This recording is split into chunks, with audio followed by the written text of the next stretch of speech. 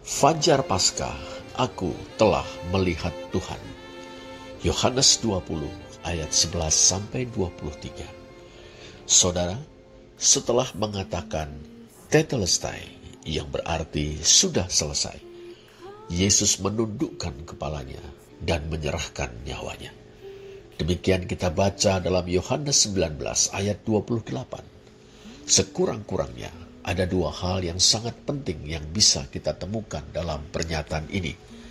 Pertama, dengan kematiannya, Yesus telah menyelesaikan tugas perutusan yang dipercayakan Bapa kepadanya. Anak tunggal Allah telah datang ke dalam dunia untuk melakukan kehendak Bapanya. Dengan menjadi manusia, Sang Firman telah menyatakan Allah kepada manusia, Allah yang mengasihi dunia ini. Melalui perbuatan, tanda-tanda, dan ajarannya, Yesus dari Nazaret telah menampakkan atau memperlihatkan Allah kepada manusia. Puncaknya, ia harus ditinggikan, yakni menderita dan mati disalibkan. Dengan jalan itu, Yesus dari Nazaret menghapus dosa dunia, memberikan nyawanya bagi kawanan domba Allah atau para sahabatnya, dan mengumpulkan dan mempersatukan anak-anak Allah yang tercerai-berai. Dengan perkataan lain, saudara, Yesus menderita dan mati disalibkan untuk menyelamatkan semua orang yang telah diberikan Bapa kepadanya. Kedua, Yesus berkuasa atas kematiannya. Kita tahu, melalui persekongkolan jahat para imam kepala dan orang-orang Farisi, Yesus ditangkap, didudukkan di kursi pesakitan sebagai terdakwa, dan divonis mati.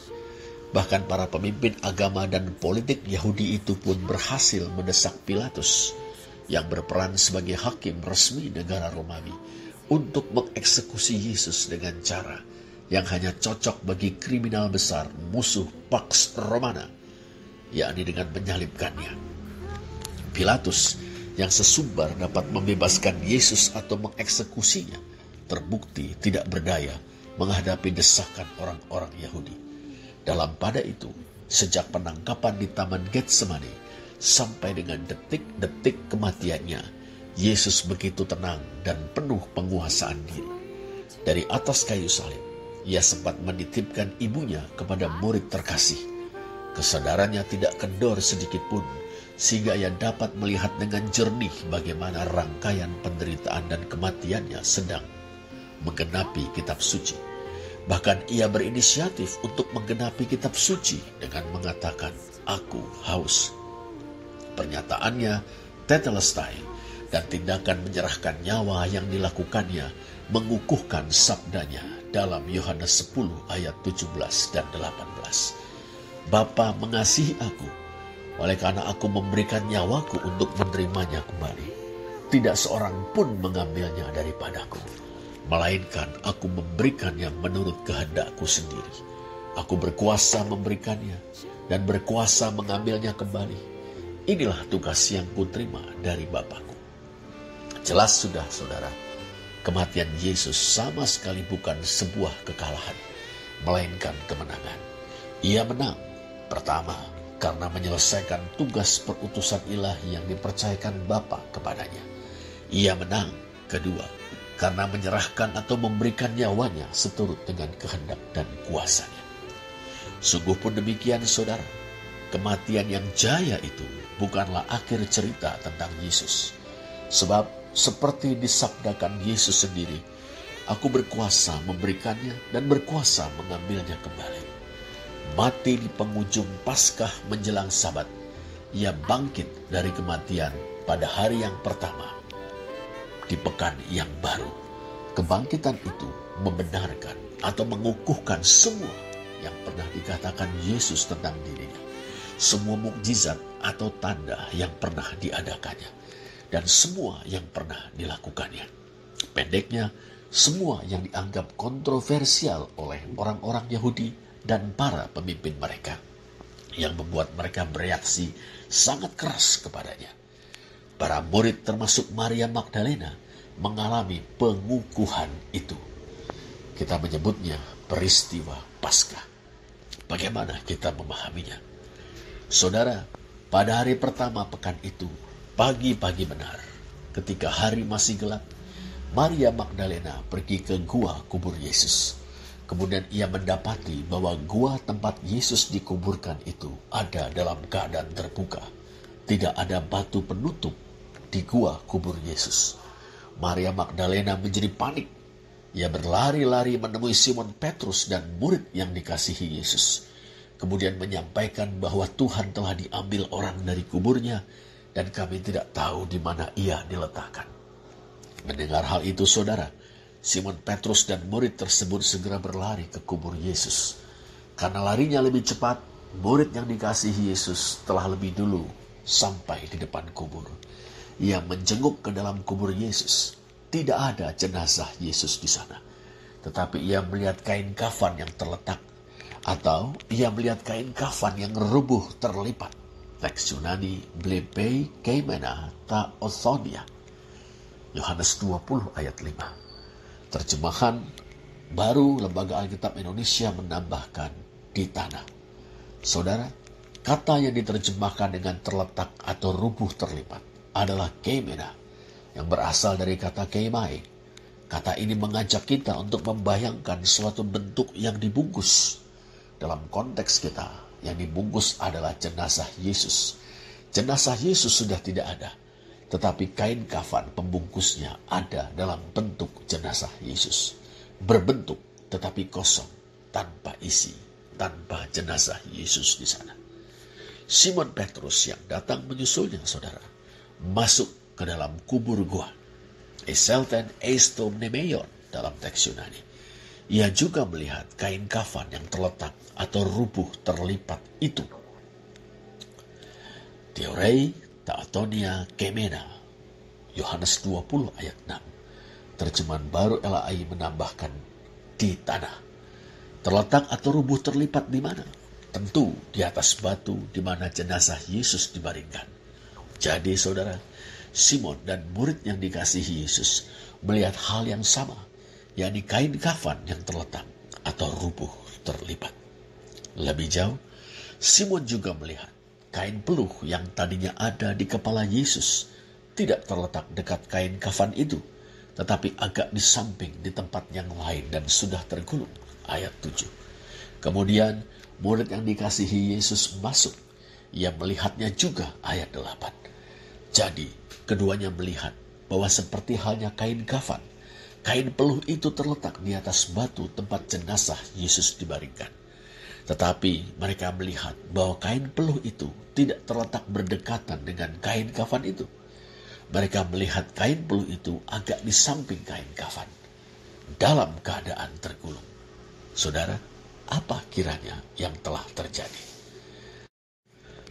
Saudara, sesuai dengan adat istiadat orang Yahudi, saat Yesus dimakamkan ada dua macam kain yang dipergunakan, yakni kain kafan dan kain peluh.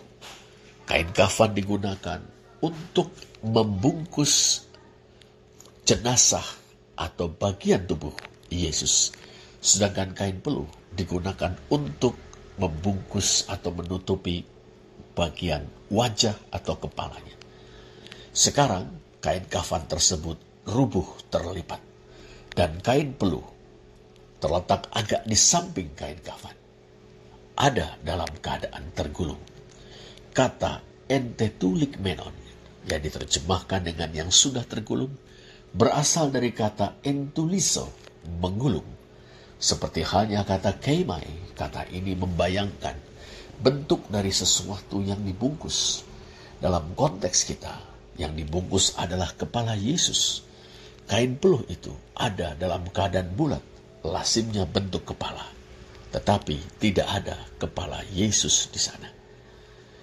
Berdasarkan analisis ini, saudara, kita tahu bahwa sesuatu telah terjadi pada jenazah Yesus yang terbungkus kain kafan dan kepala Yesus yang terbungkus kain peluh. Jenazah Yesus dan kepalanya keluar dari kain kafan dan kain peluh yang membungkusnya. Itulah kebangkitan. Murid yang dikasihi Yesus agaknya berpikir demikian, sehingga ia percaya. Ayat 8. Ya, ia percaya bahwa Yesus telah bangkit. Kubur kosong memunculkan dugaan bahwa jenazah Yesus telah dicuri orang. Tetapi kain kafan dan kain peluh yang kosong menyanggah dugaan tersebut. Bukan dicuri, tetapi Yesus telah bangkit secara ajaib. Tetapi pertanyaannya, di manakah Yesus sekarang? Maria Magdalena, yang setelah melaporkan bahwa mayat Yesus dicuri orang, kembali ke kubur tersebut. Pada akhirnya ia bertemu dengan Tuhan yang bangkit. Pertemuan itu membuatnya yakin bahwa Yesus memang telah bangkit, bukan bahwa mayatnya dicuri orang. Maria Magdalena telah melihat Tuhan. Kemudian ia bersaksi kepada para murid laki-laki, "Aku telah melihat Tuhan." Pada malam harinya, Tuhan Yesus mendatangi para murid laki-laki. Tanpa Thomas yang sedang berkumpul di balik pintu-pintu yang terkunci. Saat itu, sebagaimana Yesus keluar dari kain kafan dan kain peluh, demikianlah ia menembus pintu-pintu yang terkunci untuk menjumpai murid-muridnya. Bahwa yang datang benar-benar dirinya, bukan hantu.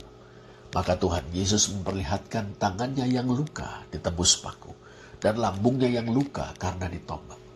Murid-murid pun percaya. Mereka telah melihat Tuhan. Kemudian mereka bersaksi kepada Thomas yang menanggapinya dengan tidak percaya. Akhirnya Tuhan Yesus pun menampakkan diri lagi kepada mereka saat Thomas ada bersama-sama dengan mereka. Yesus memperlihatkan tangan dan lambungnya serta meminta Thomas untuk mencucukkan jarinya ke dalam bekas luka tersebut. Thomas pun tiba pada keyakinan dan pengakuan bahwa Yesus Kristus adalah Tuhan dan Allahnya.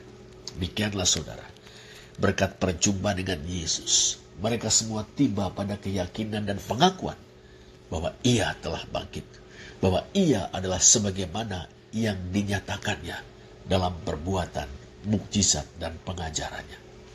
Yesus Kristus telah menang, menuntaskan tugas perutusan yang dipercayakan Allah kepadanya. Yesus Kristus telah menang, berkuasa atas kematiannya.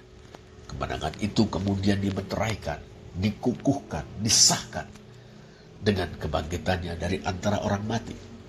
Kubur kosong, kain kafan dan kain peluh yang kosong, dan perjumpaan yang berdaya transformasi yang luar biasa. Semua bersaksi tentang kebangkitan Tuhan Yesus Kristus. Saudara, sementara kita merayakan Paskah, biarlah kita beroleh kekuatan, boleh berpegang teguh pada iman, bahwa dalam kematiannya Tuhan Yesus telah menang. Ia telah menjadi dasar keselamatan bagi kita. Biarlah kita boleh diyakinkan oleh kebangkitannya. Sesungguhnya Tuhan Yesus telah bangkit. Biarlah hidup kita jalani dalam kuasa kebangkitannya. Selamat Paskah. Terpujilah Allah.